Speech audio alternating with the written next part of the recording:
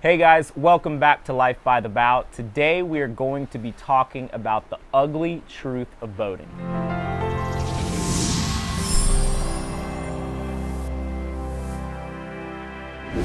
So before I get into any negative aspects about boating, I would just like to mention that in my honest opinion, there is nothing better than being out on the boat. From the moment that the boat leaves the dock, my blood pressure just drops immediately. I'm away from social media, my phone's tucked down inside of a hatch, I'm away from traffic, and I'm away from all of the craziness in the world. And I feel like that's something that everybody should do as much as possible if they get the chance to. Because when I'm out on the water, it really gives me time to just relax, reflect on life, really focus on what's important. And I think it's very healthy for the mind, and I think it's definitely something that's healthy for everybody, just to get away from the crazy life, slow things down, just go out on the boat, spend some time in the water, go fishing, whatever it may be, and I really do think that everybody owes it to themselves. So the first thing that I'm going to talk about is cost.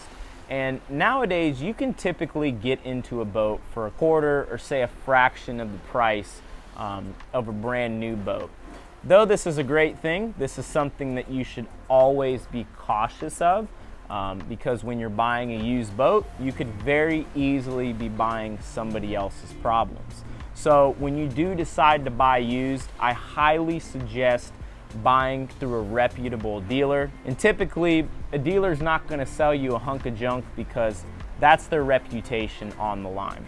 If you do have to buy privately through a private seller, I highly suggest hiring a surveyor to go through compression, wiring, the structural components of the boat, because though things may seem great on the sea trial, a lot of the times those problems can arise later on down the road into the future that maybe even the seller isn't even aware of. Now, if you have the ability to buy new, that's fantastic, that's great. Though you may think that you're starting with a brand new slate, brand new boats have a lot of problems. Something that you have to realize is that boats are made by hand. So there is a lot of room for error.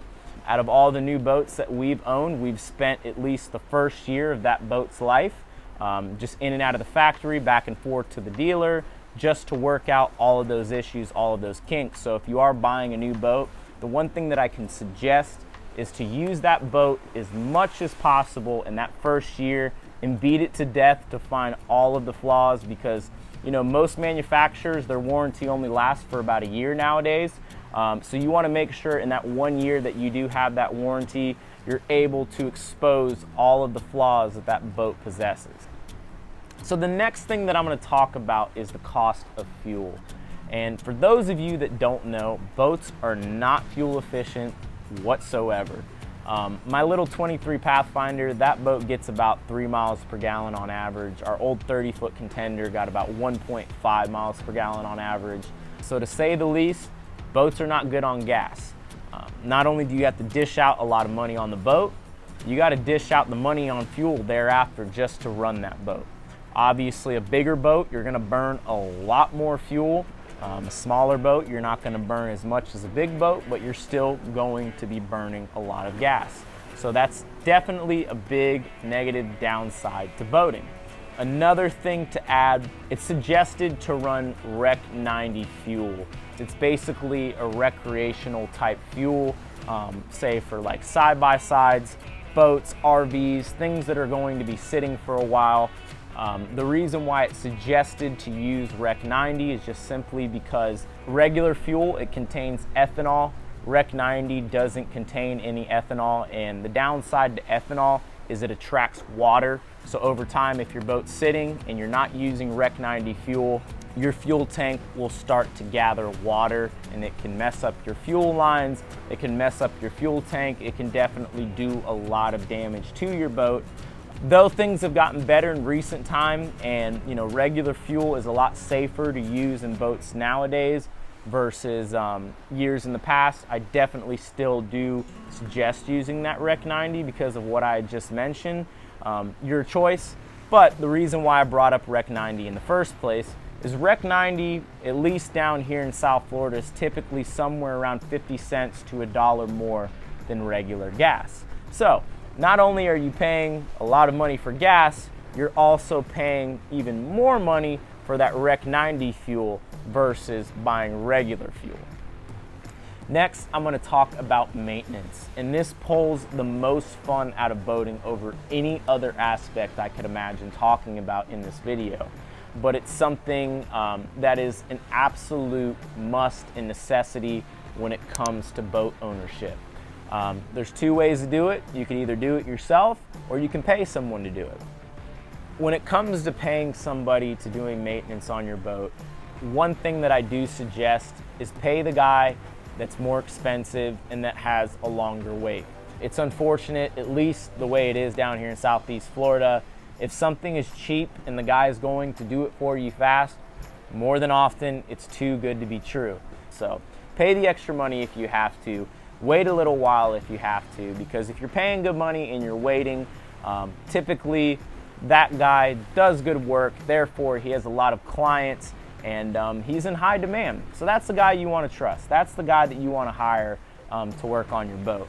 But getting back to the ugly, yes, boat maintenance can be very, very expensive. So on the other hand, like I mentioned, you could always learn how to do it yourself. I'm a DIY guy. That's just the way I've always been. And if I know how to do something, I'm going to do it myself, just as I would like to advise you guys to do as well. Just because this maintenance is expensive, and a lot of the times corners can be cut, so always be aware of that. Always understand, that just because you're hiring somebody to do a job doesn't mean that it's always going to be perfect. So, always be aware. If you can do it yourself, I suggest doing so, but obviously the ugly with doing it yourself is it's a lot of manual labor, it's a lot of hard work, and it also takes a lot of time. So no matter which route you go down, there's always an ugly truth to it. Moving along, I want to talk about danger, and I feel like this is something that's really overlooked, simply just because when people think about being out on a boat, they think about relaxing, having a good time, which is great. But at the same time, just as easy as it is to have a good time, things can go wrong. First things first, I suggest taking a boater's course.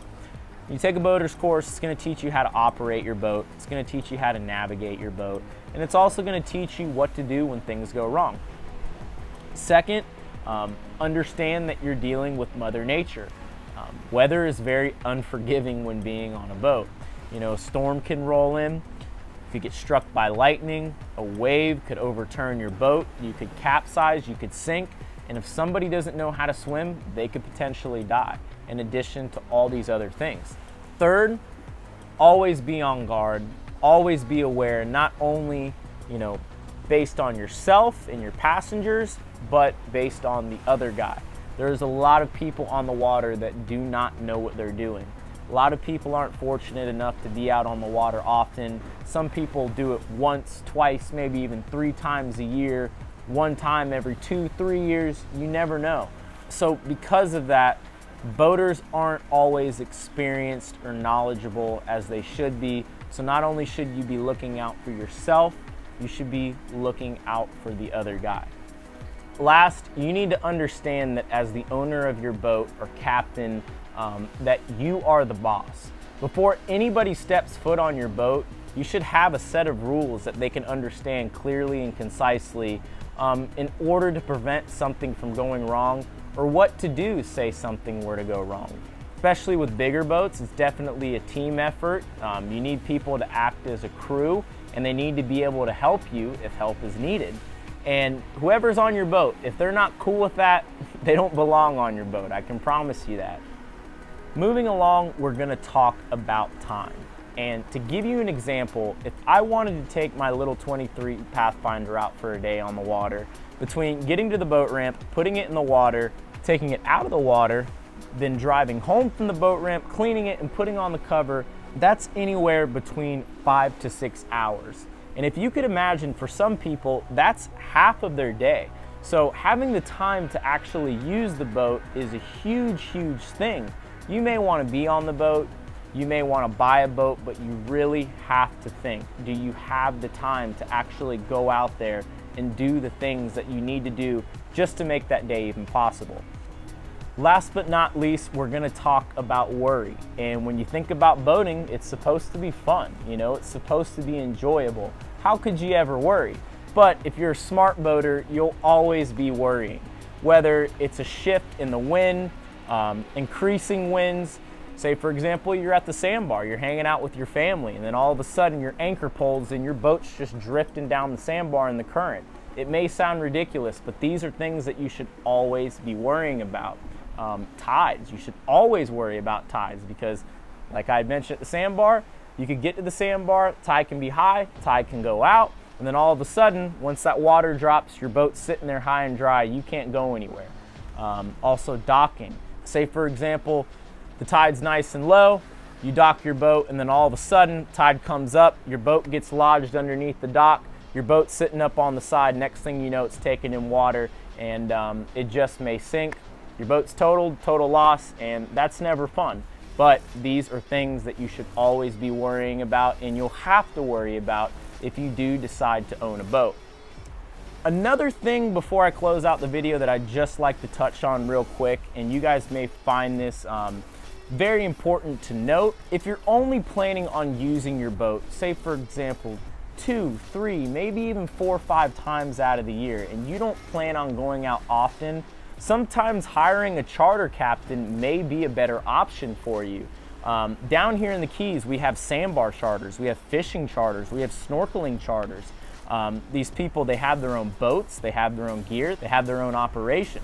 So rather than you going out there spending all this money for a boat, fishing gear, diving gear, whatever it may be, you can just go and hire somebody a couple times out of the year, and you don't have to worry about time, worry, maintenance, or anything that I just listed. So if you still want to be able to access the water, there's ways to do it without boat ownership.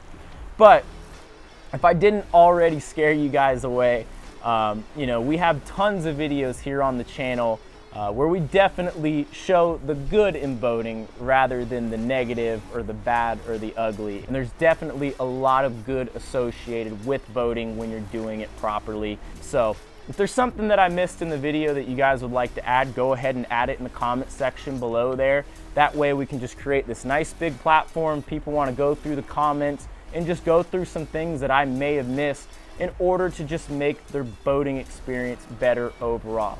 But if you guys like this video, go ahead, give us a like, hit that subscribe button, check out Avail Performance Gear. The link is in the description below. But until next time, we will see you guys, and we appreciate so much that you're watching.